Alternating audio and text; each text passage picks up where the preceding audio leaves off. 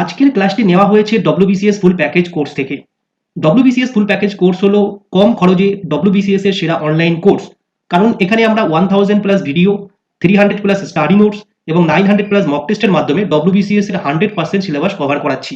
এছাড়াও এখানে যে সমস্ত কন্টেন্ট অথবা ফিচার্স দেওয়া আছে সেগুলো করলে ডব্লিউবিসিএস প্রিলিমস এবং মেনের জন্য এর বাইরে আর কিছু করার প্রয়োজন হবে না। আমরা মোট 4টি সাবস্ক্রিপশনে অ্যাডমিশন করাচ্ছি। কোর্স সম্পর্কে বিশদে জানতে এবং আমাদের কোর্সে এনরোলমেন্ট করার জন্য ভিডিও ডেসক্রিপশন ফলো করতে পারো, সেখানে ডিটেলস এবং পেমেন্ট লিঙ্ক দেওয়া আছে। এখন আমরা ডব্লিউবিসিএস ফুল প্যাকেজ থেকে এই ক্লাসটি শেষ পর্যন্ত দেখে নিই।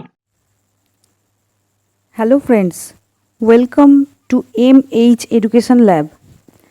তো দেখো, আমরা আগের যে দুটো ক্লাস ছিল সেখানে রুলস পড়েছিলাম নাউনের, বেশ কিছু রুলস পড়েছিলাম। তো আজকে নাউনের বাকি যে রুলসগুলো আছে সেগুলো খুব ভালো করে জেনে নেব। দেখো, রুল নাম্বার 8 এখান থেকে আজকে আমাদের স্টার্ট হবে।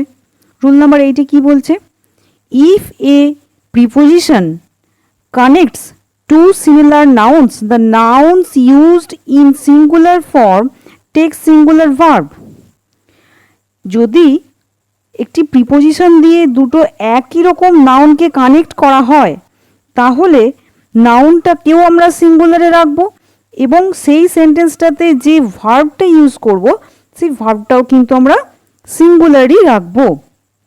এক্সাম্পলটা দেখো, villages after villages was visited during the last election. গ্রামের পর গ্রাম ভিজিট করা হয়েছিল গতবারের ইলেকশনে। তো এখানে দেখো যে ভুলটা হলো সেটা হলো কি, ভিলেজেস দেওয়া রয়েছে, সিমিলার নাউন, এগুলো একই নাউন, ভিলেজ এবং পরেরটা হচ্ছে ভিলেজ। তো এখানে আমাদের কি বলা হয়েছে, এই নাউনটাকে আমরা সিঙ্গুলার রাখবো। নেক্সট তাকে কেন ভুল হয়েছে দেখো, villages after villages were visited, এখানে কি হয়েছে, এখানে তো এস দেওয়া যাবেই না, তার সাথে ওয়ার দেওয়া হয়েছে, এটা কিন্তু ভুল। তাহলে আমাদের রাইট যেটা কি সেটা কি হবে, সেটা হচ্ছে village after village was visited during the last election. এখানে ভিলেজে দেখো এস নেই, এখানেও এস নেই এবং এই ভার্বটাকেও আমরা সিঙ্গুলারই রেখেছি, তার জন্য এটা সঠিক হলো। চলো নেক্সট রুলটা দেখে নিই। এবার আমরা অ্যাপোস্ট্রফি এস যে ইউজ হয় তার বেশ কিছু রুলস জানব। অ্যাপোস্ট্রফি এস কখন ইউজ হয়? সাধারণত যখন কারোর জিনিস বোঝায়, পজিশন বোঝায়, সেই ক্ষেত্রে কারোর অধিকারের জিনিস কিছু বোঝায়, তখনই অ্যাপোস্ট্রফি এস ইউজ হয়। তো অ্যাপোস্ট্রফি এসগুলো সবসময় নাউনের সঙ্গেই ইউজ হয়। যেহেতু কোনো জিনিসের কথা বলা হচ্ছে যে এই জায়গার ওয়েদার, তাহলে সেখানে আমরা কি করি, অ্যাপোস্ট্রফি ইউজ করি। কিন্তু এই অ্যাপোস্ট্রফি ইউজ করার যে রুলসগুলো আছে সেগুলো কিন্তু বেশ কয়েকটা রকমের রুল আছে। দেখো, দেখে নিই প্রথম রুলটা কি বলছে। The use of apostrophe with S, the use of apostrophe with s is not correct in the case of non living things. যেগুলো নন লিভিং থিংস অর্থাৎ যেগুলোর মধ্যে কোনো প্রাণ নেই সেই বস্তুগুলোর সঙ্গে আমরা apostrophe S, apostrophe with S মানে এটাকে বলা হয় অ্যাপোস্ট্রফি আর এটাকে বলা হয় এস। এই যে কমা, এটাকে ওপরে কমাটাকে বলা হয় অ্যাপোস্ট্রফি। তো ঠিক এইভাবে আমরা কিন্তু নন লিভিং থিংস যেগুলোর মধ্যে কোনো প্রাণ নেই সেগুলোর সঙ্গে আমরা অ্যাপোস্ট্রফি এস ইউজ করতে পারি না। কিন্তু it is restricted only to living things, আমরা লিভিং থিংস যাদের মধ্যে প্রাণ আছে তাদের সঙ্গে এটা ইউজ করতে পারি। তাছাড়া টাইম, ওয়েট, ডিস্টেন্স, অ্যামাউন্ট অথবা পার্সনিফাইড নাউন্স এগুলোর সঙ্গে কিন্তু আমরা অ্যাপোস্ট্রফি এস ইউজ করতে পারি। কেন বলছি পার্সনিফাইড নাউন? যখন কোনো একটা বিষয়ের মধ্যে প্রাণ নেই কিন্তু আমরা সেটাকে প্রাণবন্ত করে দেখানোর চেষ্টা করছি, সেটার ক্ষেত্রে কিন্তু আমরা যে সেই সেন্টেন্সটা থেকে মিনিংটা এটা আসতে হবে যে সেটা প্রাণহীন কিন্তু আমরা তার মধ্যে প্রাণ দিয়ে কথাটা বোঝানোর চেষ্টা করছি, এরকম লিটারেচারে অনেক থাকে, সেগুলোর ক্ষেত্রে কিন্তু আমরা অ্যাপোস্ট্রফি এস ইউজ করতে পারবো। তাছাড়া টাইম, ওয়েট, ডিস্টেন্স, অ্যামাউন্ট এগুলোর সঙ্গেও পারবো। দেখো কি কি এক্সাম্পল আছে। দ্য টেবিলস উড, টেবিলের কাঠ, এটা কিন্তু আমরা বলতে পারি না। টেবিলের কাঠ, কেন টেবিলটা একটা নন লিভিং থিং, টেবিলের কাঠ হতে হবে না, তো সেই ক্ষেত্রে আমরা অ্যাপোস্ট্রফি এসের জায়গায় অফ ইউজ করব। এই ধরনের স্ট্রাকচারটা ইউজ করব যখনই আমরা নন লিভিং থিংস পাবো। The wood of the table, the, দেখো এখানে কি দেওয়া আছে, দা প্লাস নাউন, এটা নাউন উডটা, তারপরে অফ প্লাস আবার দা, তারপরে আবার নাউন, এই যে স্ট্রাকচারটা, the wood of the table, বুঝলে? The lace of the shoe, এরকম করে আমরা ইউজ করতে পারি, জুতোর দড়িটি, the lace of the shoe, এইভাবে আমরা ইউজ করতে পারি যখন কোনো নন লিভিং থিংসের ব্যাপারে বলবো। কখনোই আমরা অ্যাপোস্ট্রফি এস ইউজ করবো না, এটা কিন্তু খুব ইম্পর্টেন্ট একটা রুল। তো নেক্সট দেখো আর কি আছে, গার্লস হ্যান্ড, এখানে আমরা ইউজ করলাম কেননা এটা বুঝতেই পারছো, গার্ল অর্থাৎ এটা লাইভলি থিংস একটা। নেক্সট এবার দেখো 1 কিলোমিটারস জার্নি, এখানে কিন্তু আমরা অ্যাপোস্ট্রফি এস ইউজ করতে পারছি, কেননা এটা ডিস্টেন্স বোঝাচ্ছে। এখানে ডিস্টেন্স দেখো, ডিস্টেন্স লেখা আছে, ডিস্টেন্সের জন্য আমরা ইউজ করতে পারি। 1 কিলোমিটারের journey, 1 kilometres journey. Times March, এখানে টাইমকে কিন্তু পার্সোনিফাইড করা হচ্ছে। টাইম কিন্তু নন লিভিং বা এটাকে নন লিভিংও বলা যায় না, এটা একটা অ্যাবস্ট্র্যাক্ট নাউন টাইম, কিন্তু এখানে টাইমস মার্চ সময়ের যে পদক্ষেপ, তাহলে এখানে কি সময়কে একটা পার্সোনিফাইড করা হচ্ছে, পার্সন হিসেবে দেখা যাচ্ছে। পদক্ষেপ কাদের হয়? পার্সনের হয়, কিন্তু টাইমকে এখানে পার্সোনিফাইড করা হচ্ছে, ব্যক্তি রূপ দেওয়া হচ্ছে, এই কারণেই কিন্তু আমরা এখানে ইউজ করতে পারছি অ্যাপোস্ট্রফি এস। নেক্সট দেখো আর কি আছে, এ রুপিজ ওর্থ, টাকার মূল্য, তাহলে এক্ষেত্রেও আমরা অ্যামাউন্ট পাচ্ছি, এই কারণে আমরা এখানে রুপিজ ওর্থ, একটি টাকার মূল্য। নেচার্স ল, এখানে কিন্তু পার্সোনিফাইড করা হয়েছে। ল কারা তৈরি করে? ল তৈরি করে মানুষরা, হিউম্যান বিংসরা, কিন্তু নেচার্স ল, নেচারকে এখানে আমরা মাদার নেচার হিসাবে, সবসময় নেচারকে মাদার নেচার হিসাবে ধরা হয়, প্রকৃতি মা হিসাবে ধরা হয়, তো এখানে নেচারকেও কিন্তু পার্সোনিফাইড করা হয়েছে। নিশ্চয়ই পার্সোনিফাইড ব্যাপারটাও বুঝতে পেরেছো। তো দেখো নেক্সট আর কি আছে, two nouns in the positive case denote plural form, দেখো বাকিটা, when apostrophe with s is used with one noun it expresses singular form. এটা তোমাদের এক্সাম্পলটা থেকে বুঝতে পারবে কি বলতে চাইছি। যখন দুটো নাউনকে পজিটিভ করে দেওয়া হয়, পজিটিভ মানেই অ্যাপোস্ট্রফি করে দেওয়া হয়, সেটাকে প্লুরাল ধরা হয়। কেন হচ্ছে দেখো, যেমন শ্বেতা অ্যান্ড সোহানস মাদার, কি বলেছে? শ্বেতা এবং সোহানের মা। এখানে কিন্তু দেখো শ্বেতা এবং সোহান এরা দু ভাই বোন, এই হিসাবে দেখানোর জন্যে শ্বেতা এবং সোহান এদের মা, এরা দু ভাই বোন, এদের মা, তার মানে কি the mother of both Shweta and Sohan, Shweta এবং সোহান দুজনের একজনই মায়ের কথা বলা হয়েছে, একই মায়ের দুইজন সন্তানের কথা বলা হচ্ছে। তার জন্য কি করছি আমরা, লাস্ট যেটা আছে সেটার সঙ্গে অ্যাপোস্ট্রফি এস অ্যাড করছি। কিন্তু যদি শ্বেতাজ অ্যান্ড সোহানস মাদার, ঠিক আছে, শ্বেতাজ অ্যান্ড সোহানস মাদার যদি বলা হয়, সেই ক্ষেত্রে কিন্তু শ্বেতার মা এবং সোহানের মা, অর্থাৎ এখানে মাদার্স দেওয়া আছে, এখানে দুজন আলাদা মায়ের কথা বলা হচ্ছে, অর্থাৎ শ্বেতার মা এবং সোহানের মা, মাদার্স অফ শ্বেতা অ্যান্ড সোহান, এই জন্যই মাদার্স বলা হয়েছে, দুজন মায়ের কথা বলা হয়েছে। তারা কাদের মা? শ্বেতার মা এবং সোহানের মা।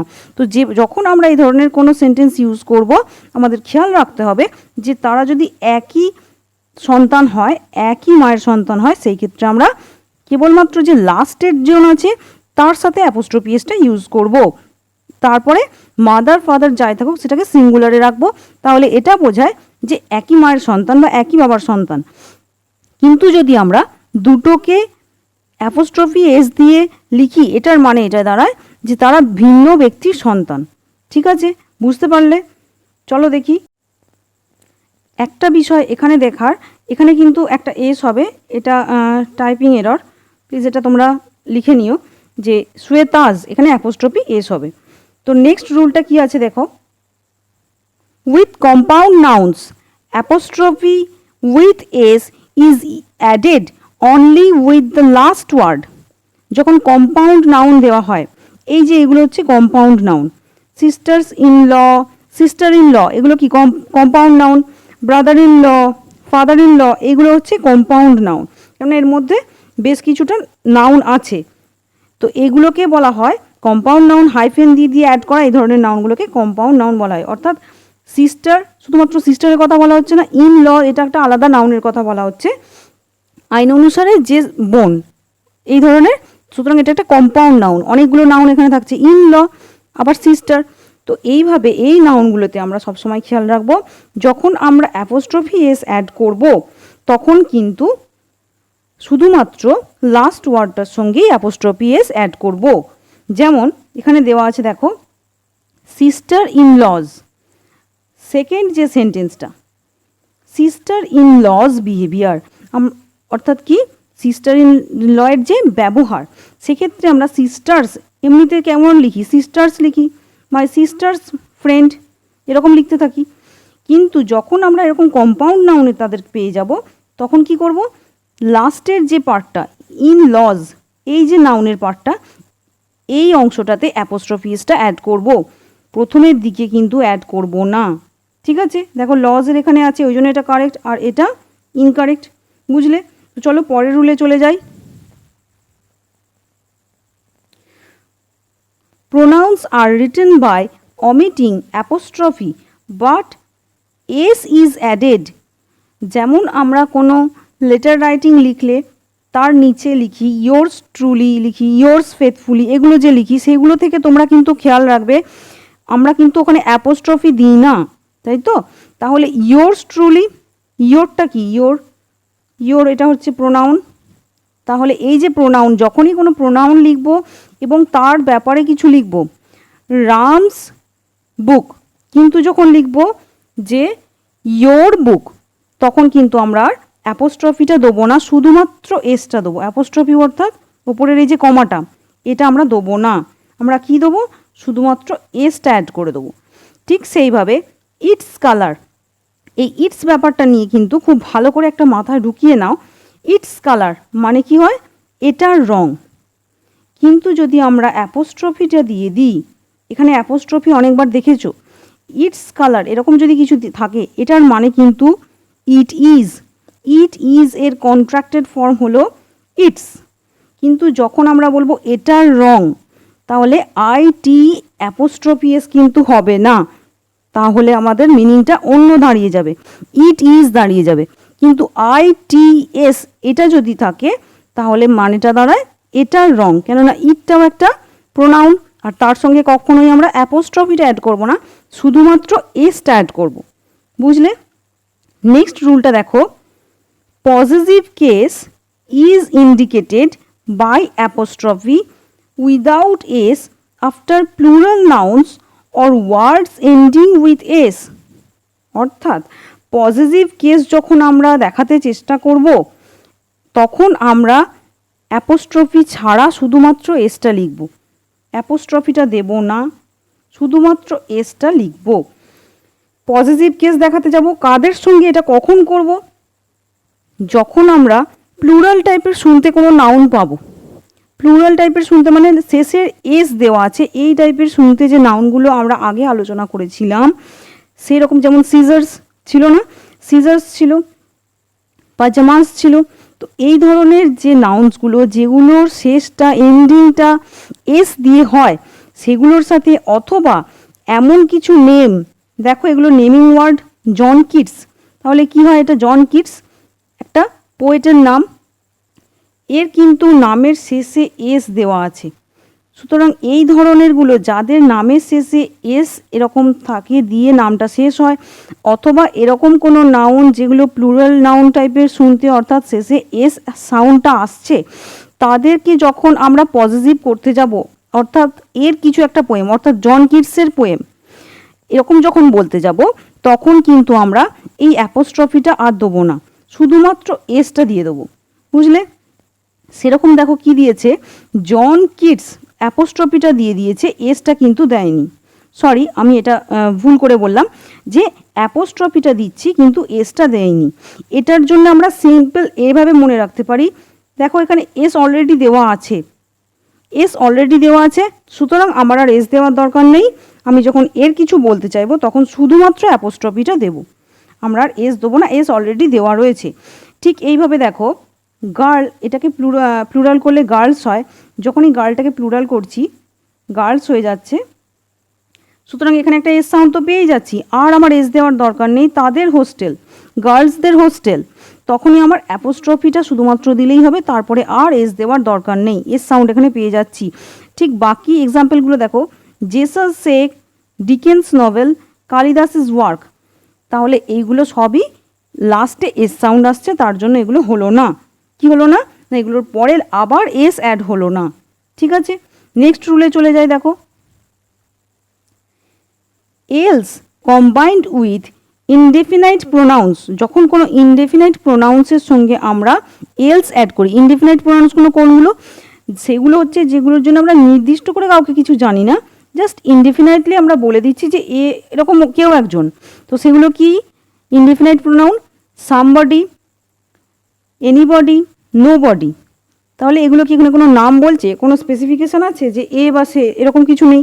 সামবডি, এনিবডি, নোবডি এরকম যখন থাকবে, তার সঙ্গে যখন আমরা এলস অ্যাড করব, তখন আমাদের এলসের সাথে কিন্তু অ্যাপোস্ট্রফি এসটা অ্যাড হবে, সামবডির সাথে বা এনিবডির সাথে নয়। দেখো কি বলেছে, else combined with indefinite pronouns is expressed in possessive case as somebody else's in place of somebody's else. সামবডিটাকে কিন্তু আমরা অ্যাপোস্ট্রফি এরকম দেবো না, আমরা এলসটার সাথে অ্যাপোস্ট্রফিটা দেবো। এক্সাম্পলটা দেখো, this is not my pen, এটা আমার পেন নয়, this is somebody else, somebody else, তাহলে এটা অন্য কারোর, এটা কিন্তু ভুল হলো, এখানে কি হবে, this is somebody else's, somebody's else এটা হবে না, এটা হবে সামবডি এলসেস। নেক্সট রুলটা দেখো, যদিও সামবডি এলসেস এর সঙ্গে আরও বিশেষ কিছু আমার বলার আছে, আর সেটা হলো হুজ এলস, এই যে ওয়ার্ডটা হুজ এলস, হুজ এলস, এখানে কিন্তু আমরা হুজ দিতে পারছি, কার, অন্য কার, এটাকে বলার জন্য বলা হয় হুজ এলস। এই ক্ষেত্রে কিন্তু আমরা হু এলসেস এরকম করে দিতে পারি না, হু এলসেসটা কিন্তু ভুল। ঠিক আছে, বা আমরা দিতে পারি হু এলস, হু এলস অথবা হুজ এলস দিতে পারি। ঠিক আছে, হু এলসও দেওয়া যায়, এটা কিন্তু একটু মুখস্থ করে নিও, কেননা এই রুলগুলো মুখস্থ ছাড়া মাথায় রাখা যায় না, এগুলো বোঝার কিছু নেই, এগুলো শুধুমাত্র তোমাদের মাথায় রাখতে হবে। নেক্সট রুলে চলে যাই, চলো। রুল নাম্বার 10 দেখো কি হয়েছে, 1, এগুলো কিন্তু এটা আবার সেই ধরনেরই জিনিস যেখানে তোমার রুল বলে আলাদা করে কিছু নয়, এটা কিন্তু তোমাকে বারবার এই সেন্টেন্স স্ট্রাকচারটা মনে রাখতে হবে। সেন্টেন্স স্ট্রাকচারটা বারবার পড়তে থাকলে এটা মাথায় এসে যাবে, এই সেন্টেন্স স্ট্রাকচারগুলো যেগুলো রাইট আছে সেইগুলোকে মনে রাখো। যদি থাকে 1.5 years ইজ ওয়েস্টেড, সেটা কিন্তু ভুল হবে, ভুল হবে, কিন্তু এর জায়গায় যদি আমরা আর দিয়ে দিই, ইজের জায়গায় আর দিয়ে দিই, এটা বারবার এইভাবে পড়তে থাকো, 1.5 years আর ওয়েস্টেড, এইভাবে পরিষ্কার উচ্চারণে যদি পড়ো তাহলেই এই স্ট্রাকচারটা মাথায় আসবে, এবং যখনই এই স্ট্রাকচারের কোনো এরর দেখতে পাবে তুমি সঙ্গে সঙ্গে এই সেন্টেন্সটাই মাথায় এসে ওটা স্ট্রাইক করবে, এবং তুমি এটা কোনখানে ভুল আছে সেটা কিন্তু স্পট করতে পারবে। তারপরের সেন্টেন্সটা দেখো, এই ইয়ার যখন কিন্তু এরকম আছে 1.5 years এরকম যখন দেওয়া আছে তখন কিন্তু আর দিতে পারছি আমরা, কিন্তু যখন এই ইয়ার অ্যান্ড এ হাফ, 1 বছর এবং অর্ধেক, 1 বছর এবং 6 মাস, তখন আমরা ইজ দিতে পারছি, এটাতেও সেই একই মিনিং দাঁড়াচ্ছে, 1.5 years একই মিনিং দাঁড়াচ্ছে, কিন্তু আমরা এখানে দিতে পারছি না। বাকি আর একটা যেটা ইম্পর্টেন্ট বিষয় হলো মনে রাখার জন্য, সেটা হলো 1.5 years, দেখো এখানে ইয়ার্স আছে, 1.5 years, এই যে লাস্টের দেখো ইয়ার্স, তার জন্য আমরা এখানে আর দিতে পারলাম, বছরগুলির কথা বলা হচ্ছে এখানে, বছরগুলি যদিও টোটালি সেন্সটা ওটা দিচ্ছে না, তবুও এটা একটা ট্রিক তুমি দেখে মনে রাখতে পারবে, যেখানে ইয়ার্স আছে তার জন্য এখানে আর দিলাম, কিন্তু এখানে এ হাফ আছে অ্যান্ড এ হাফ, তাহলে এবং একটি অর্ধেকটা, এটাকে আমাদের হচ্ছে সিঙ্গুলার ডিনোট দিচ্ছে, এ মানে আমাদের সিঙ্গুলার বোঝাচ্ছে, তার জন্য আমরা এখানে ইজ দিলাম। সেক্ষেত্রে বলতে গেলে এটাও বলা যায় যে এখানে তো এ আছে, কিন্তু সেই জন্যই আমাদের এই স্ট্রাকচারটা মনে রাখা দরকার। তার জন্য আমরা কি করতে পারি, তাছাড়া এই লাস্টের যে ওয়ার্ডটা সেখানে এস আছে, তার জন্য এখানে আর হয়েছে এভাবে বলতে পারি, যদিও এর জন্য আলাদা কোনো রকম এক্সপ্লানেশন হয় না, স্ট্রাকচারটা মনে রাখাটা জরুরি। চলো নেক্সট দেখি। এই যে ওয়ার্ডসগুলো, some words are used wrongly in colloquial English in India, আমাদের দেশের কথার যে চলতি যে ইংরাজিতে আমরা কিন্তু এই ভুলগুলো করে থাকি, সেগুলো একবার পড়ে নাও। যেমন কাজিন ব্রাদার, কাজিন সিস্টার, এটা ইনকারেক্ট ফর্ম। কাজিন মানেই আমাদের হলো খুড়তুতো জারতুতো ভাই বোনেরা, তো সেই ক্ষেত্রে কাজিন ব্রাদার বা কাজিন সিস্টার বলাটা ঠিক নয়, কাজিন বললেই সেটা এনাফ। ঠিক আছে, সেক্ষেত্রে আমরা তাদের যে প্রোনাউন হি অথবা সি দিয়ে বাকিটা বুঝিয়ে দিতে পারি, whether she is male or female. তার জন্য আমাদের ব্রাদার সিস্টার ইউজ করার কোনো প্রয়োজন নেই। তারপরে দেখো পিক পকেটার, পকেট মার যেটাকে বলে সেটাকে পিক পকেটার না বলে পিক পকেট বলা হবে। প্রাউডি, প্রাউড এটাই হচ্ছে আমাদের একটা adjective. He is proud, he is proud of his education. তাহলে সেক্ষেত্রে প্রাউডটা অলরেডি একটা অ্যাডজেক্টিভ, এখানে প্রাউডি বলে এটাকে আবার আমরা নেক্সট অ্যাডজেক্টিভ করার চেষ্টা করার কোনো প্রয়োজন নেই। তাছাড়া দেখো বিগ ব্লান্ডার, ব্লান্ডার মানে কি, এটাকে আমরা বলতে পারি ব্লান্ডার। বিগ ব্লান্ডার এটা ইনকারেক্ট ফর্ম। কেন ইনকারেক্ট ফর্ম? কেন ব্লান্ডার মানেই হলো সাংঘাতিক ভুল। সুতরাং সাংঘাতিক ভুল, সেটাকে আরও ইন্টেন্সিফাই করার জন্য বিগ দেওয়ার কোনো প্রয়োজন নেই, এটা ব্লান্ডারটা অলরেডি খুব সাংঘাতিক একটা ভুল। তো এরপর দেখো আমরা নাউনের আরও বেশ কিছু রুলস পড়ে নেব। তো চলো শুরু করব। তো এখানে দেখো ফ্রেন্ডস, রুল নাম্বার 1টা কি বলেছে, if two nouns are closely related then apostrophe s is applied with the last noun. ঠিক এই নাউনটা আমরা আগে পড়েছিলাম, কিন্তু এখানে ফর্মটা একটু আলাদা। যদি দুটো নাউন তারা ক্লোজলি রিলেটেড হয়, অর্থাৎ আমরা জানি যে এরা পুরোপুরি ক্লোজ, সেই ক্ষেত্রে আমরা লাস্টের যে নাউনটা সেইটার ক্ষেত্রে অ্যাপোস্ট্রফিটা দেবো। এটা কিন্তু আগে যে রুলটা আমরা পড়েছিলাম সেটার থেকে একটু অন্যরকম। ঠিক আছে, যেমন দেখো এক্সাম্পলটা দেখো কি আছে, রাম অ্যান্ড সীতাজ সন্স, এটা ঠিক হলো, কিন্তু রামস অ্যান্ড সীতাজ সন্স এটা কিন্তু ভুল। কেন? রাম এবং সীতা এরা ক্লোজলি রিলেটেড, সেটা আমরা সবাই জানি। তো সেই কারণে আমরা কি করব, রামস অ্যান্ড সীতা এর পরে অ্যাপোস্ট্রফিটা দেবো, রামের সাথে অ্যাপোস্ট্রফিটা দেবো না। রাম এবং সীতার ছেলে, রাম এবং সীতার ছেলে বাংলাতেও যখন আমরা বলি তো এইভাবেই বলি, রামের এবং সীতার এরকম করে তো বলা হয় না, রাম এবং সীতার ছেলে। তার থেকে এখানেই বুঝতে পারছো যে এই রুলটা খুবই ইজি মনে রাখার জন্য। তো নেক্সট দেখো আর কি আছে, কিন্তু রামস অ্যান্ড মধুস সন্স, এই ক্ষেত্রে কি হচ্ছে দেখো, রাম এবং মধু তারা হয়তো দুজন কোনো অন্য জায়গাকার লোক, রাম এক জায়গাকার মানুষ, মধু এক জায়গাকার মানুষ, তাহলে এই যে দুটো প্লেসের মানুষ তারা ক্লোজলি রিলেটেড, এটা আমরা কখনোই কনভে করছে না।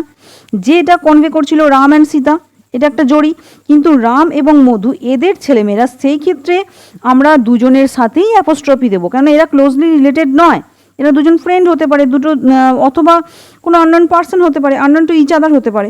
তো সেই ক্ষেত্রে রামের এবং মধুর ছেলে, বোঝা যাচ্ছে? সেন্টেন্সটা পড়ে মিনিংটা বুঝতে হবে যে ক্লোজলি রিলেটেড কি না। তো নেক্সট রুলটাতে দেখি চলো, এখানে with each other or one another apostrophe s can be applied। যখন ইচ আদার অথবা ওয়ান অ্যানাদার বলা হয় তখনও কিন্তু আমরা অ্যাপোস্ট্রফি এস ইউজ করতে পারি। যেমন দ্য টু ব্রাদার্স, দুই ভাই, লাইক ইচ আদার্স আইডিয়াস, এখানে দেখো ইচ আদার্স একে অপরের আইডিয়া, তাহলে ইচ আদার্সের সঙ্গে আমরা অ্যাপোস্ট্রফি এস ইউজ করতে পারি, বা ওয়ান অ্যানাদার্স, এগুলোর ক্ষেত্রে। ইচ আদার কখন হয়, যখন দুজনের কথা বলা হয়, এগুলো তোমরা পরে আরও রুলে জানবে অন্য কোনো চ্যাপ্টারে, যে ইচ আদার দুজনের মধ্যে হয়, ওয়ান অ্যানাদার যখন অনেক পার্সন আছে তাদের কথা বলা হয়। এখানে টু ব্রাদার্স লেখা আছে, ওই কারণে each other's ideas apostrophe s use করা যায়। নেক্সট রুলটা দেখো, রুল নাম্বার 3 হচ্ছে ইন, এই স্ট্রাকচারটা দেখো, a plus noun plus of, তারপরে আবার নাউন কনস্ট্রাকশন, অর্থাৎ আবার কোনো একটা নাউন, সেরকম থাকলে usually apostrophe s is applied with the last noun if the noun is a definite person. যখন আমরা এরকম ধরনের কোনো স্ট্রাকচার পাবো যেখানে এ প্লাস নাউন এই ধরনের একটা যেখানে যে সেন্টেন্সটা আমি দিয়েছি, এখানে যে ফর্মটা দিয়েছি, এরকম একটা ফর্ম পাবো, তখন আমরা লাস্টের যে নাউনটা, একদম লাস্টে যে নাউনটা, সেটার সঙ্গে অ্যাপোস্ট্রফি এস অ্যাড করব। যদি সেটা একটা ডেফিনিট পার্সন হয়, একটা নির্দিষ্ট কোনো পার্সন আমরা বুঝতে পারছি, সামওয়ান এরকমভাবে নয়, যদি নির্দিষ্ট কোনো পার্সন, সামওয়ান, এনিওয়ান এগুলো থাকলে কি হবে, ইনডেফিনাইট, আমরা জানি না, কেউ একজন। কিন্তু যখন নির্দিষ্ট করে দেওয়া থাকবে, যেমন এক্সাম্পলটা দেখো, a friend of my colleagues, আমার কলিগের একজন বন্ধু, আমার কলিগের একজন বন্ধু, তাহলে কলিগ, এখানে লাস্ট সেন্টেন্সটাতে লাস্ট ওয়ার্ডটা কী পাচ্ছি, লাস্ট যে নাউন কনস্ট্রাকশনটা সেটা কি না, কলিগ, আমার সহকর্মীর একজন বন্ধু। সহকর্মী সে নির্দিষ্ট, আমি তাকে চিনি, জানি, যে কোনো একজন নয়, সহকর্মী একজন, তার বন্ধুর কথা বলা হচ্ছে। এটাকে যদি তোমরা বেঙ্গলিতে মিনিং করো তাহলে দেখো খুব ইজিলি বুঝতে পারবে রুলটা।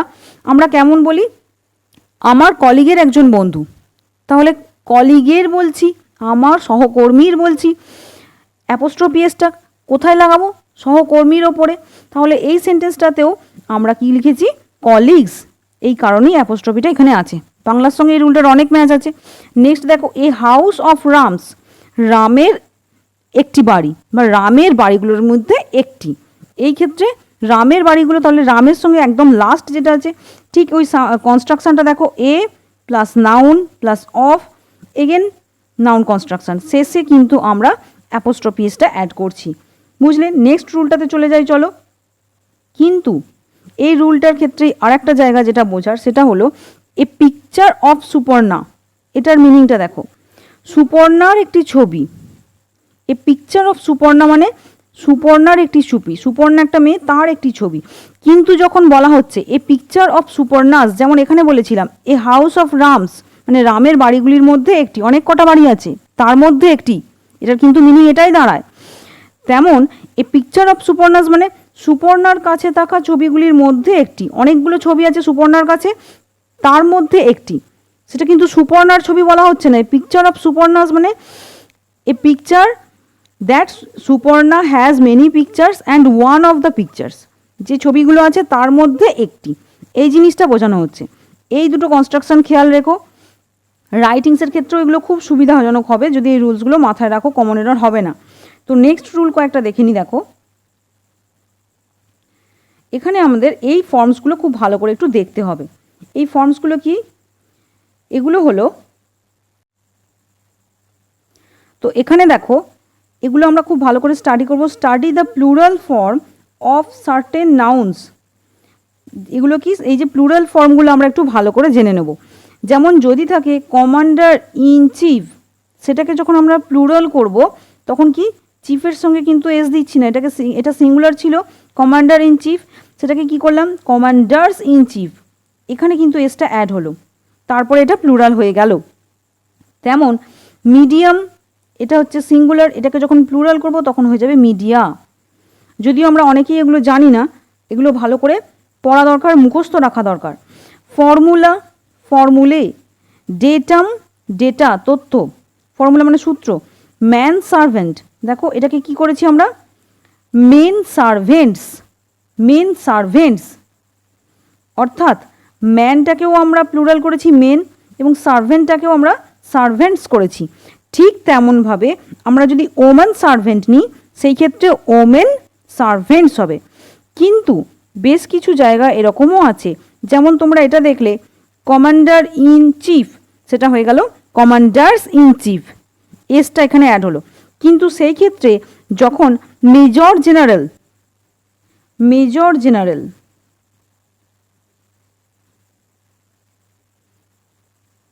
এটাকে যখন আমরা প্লুরাল করব তখন কিন্তু এসটা এখানে দেব না, এখানে আমরা এস দেব না, যেমন কমান্ডারের এখানে দিয়েছিলাম, আমরা এসটা কোথায় দেবো, মেজর জেনারেলস, এইখানে কিন্তু আমরা এসটা দেবো। ঠিক আছে, এটা খেয়াল রাখবে, আমরা এসটা এখানে দেবো মেজর জেনারেলস যখন প্লুরাল করব। তো আশা করি এটা বুঝতে পেরেছো। আজকে এখানে আমাদের নাউন্সের যে কটা ইম্পর্টেন্ট রুলস ছিল সেগুলো মোটামুটি কভার করা হলো। নেক্সট ভিডিওতে আবার দেখা হবে অন্য কোনো চ্যাপ্টারে অন্য কিছু ইম্পর্টেন্ট রুলস নিয়ে। তত পর্যন্ত তোমরা ভালো থেকো। Thank you for watching this and by.